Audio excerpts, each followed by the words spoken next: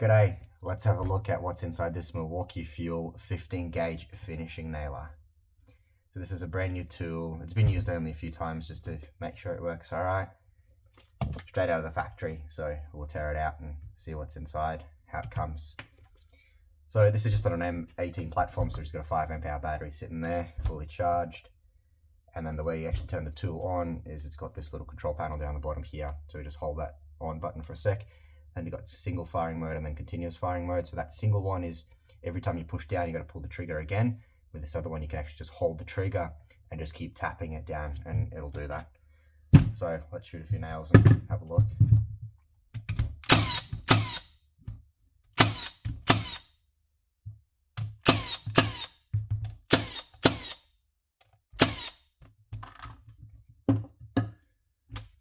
Nice and fast, beautiful. Alright, I'll pop it off and take the battery out and also the nail. So it's got this really nice magazine here. This isn't metal, this is a nice plastic, but it's got a lot of fiber reinforcement in there. It's got good texture to it, so that makes it quite nice, lightweight. And then for the nails, you can put whatever you want in here. Bloody set and that's it. So just pull this little tab and we can pull them straight out. And they're just, I think they're 34 degrees, yeah, 34 degrees diagonal nails. It'll take whatever you put in there. So we've taken the battery out as well as the nails, so the tool's now safe to handle. I'll take the magazine off first. It's just got a screw there and a screw there. I think that's all that holds it together. We'll take that magazine off and then just undo all these screws on the side here and have a dig inside.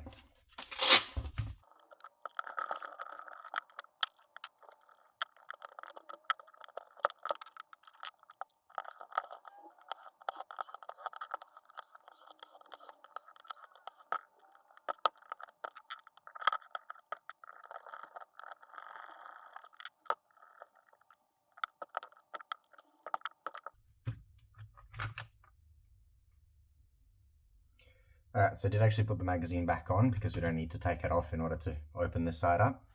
Now this side, there's a lot of screws holding it all in place, but this is all just a single bit of injection molded plastic case, and then it's also over molded with the black grip that's we see on all other Milwaukee tools.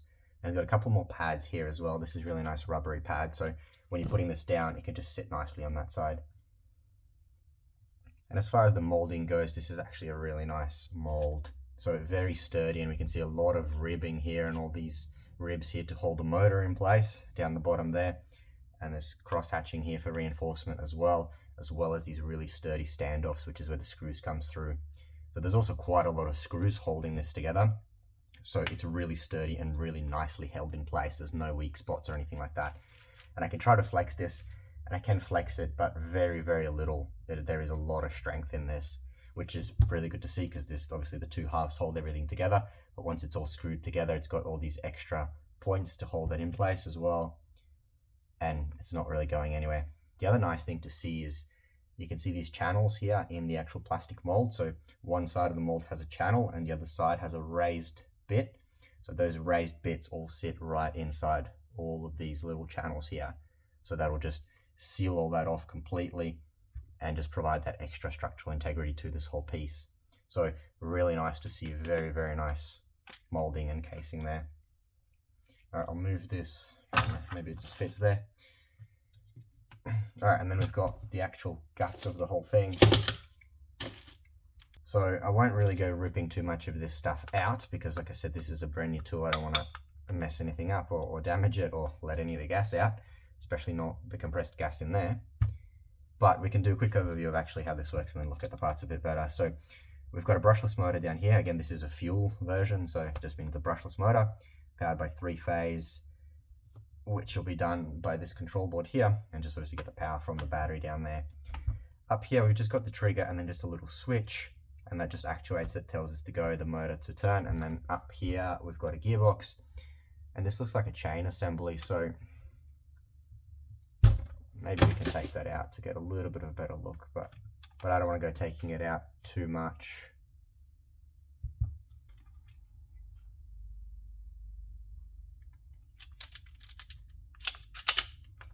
Because I think we can actually see it pretty well from this side. Alright, so opening this bit up, we can actually actually see just that tip there, that's what actually strikes the nail to punch it in. And we can see a continuation of that channel just going down there.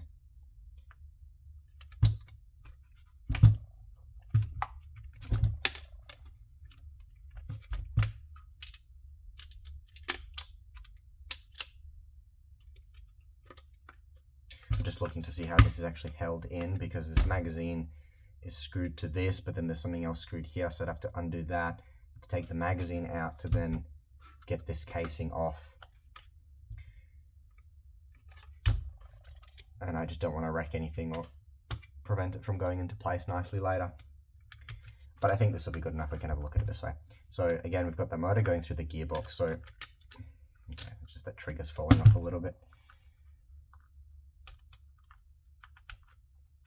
All right.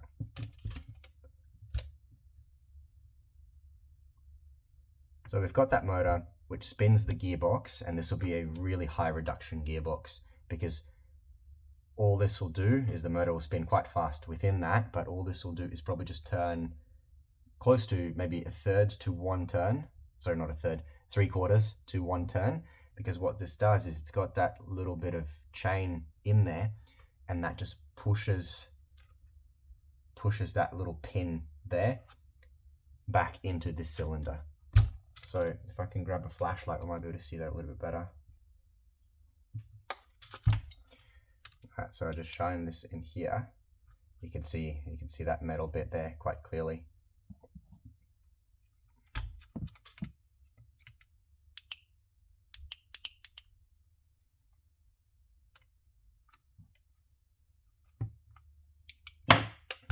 So that gearbox there, the motor would turn the gearbox, the gearbox would rotate this arm up the top, and then that would just pull in that whole bit of metal there that would actually go into this cylinder. So this cylinder, or this whole module here, is sturdy metal, very solid, thick, and quite heavy as well. I think this is where most of the weight is, apart from the gearbox. But there would be a lot of pressure in here. This is pressurized. It says actually on here there is a warning sticker, and it says field pressure 82 psi.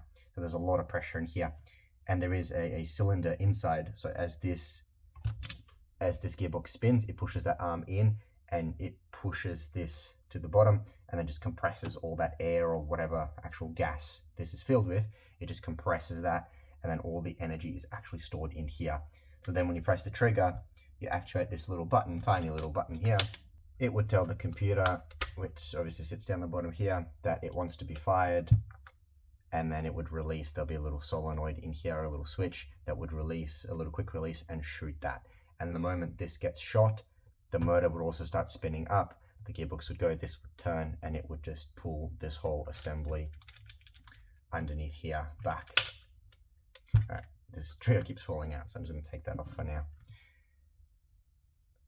And then as that gets pulled back in, it again just compresses that gas in here, and you can do that whole cycle again.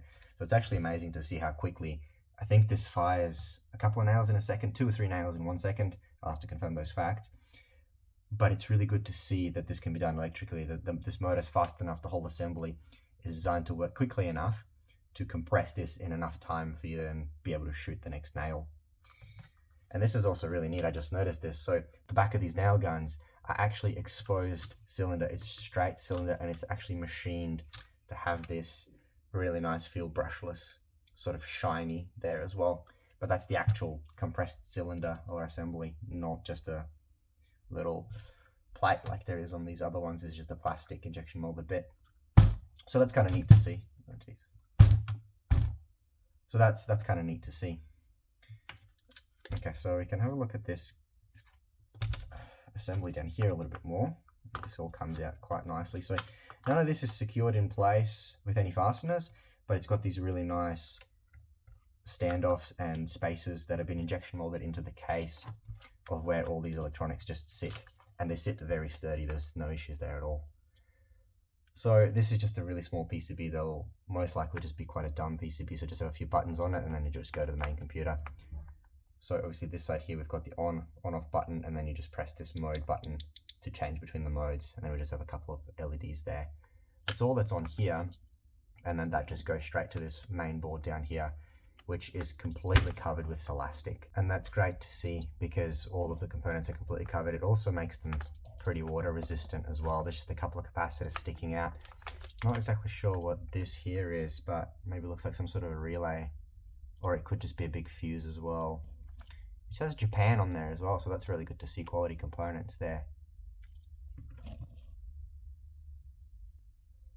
And then on the other side of this board as well, we just have a whole bunch more little components, but everything is just covered up, which again is nice, just waterproofs the whole thing and prevents anything from moving. This side here doesn't really need to get done. Usually use this elastic around the capacitors and where the connectors are. So it's used more as a mechanical point to relieve that stress and to prevent the cables from getting wear and tear in that corner, but or on the bottom on the edge.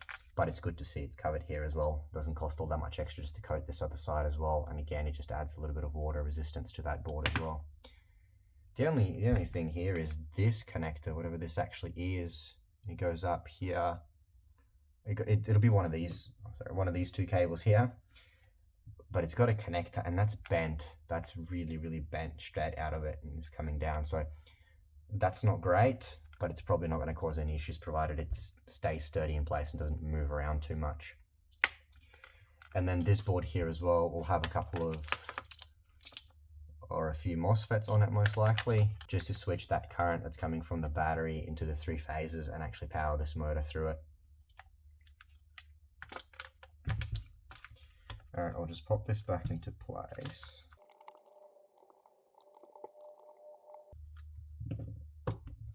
Alright, there we go, and then I'm not sure if I touched on this before, but we've just got that little trigger, so just a tiny little recess here into that push button, and that's what fires this. So it is just a single stage trigger when, well, there we go, that's the trigger itself, with just that little spring just to provide that tension back, or provide that force back onto it.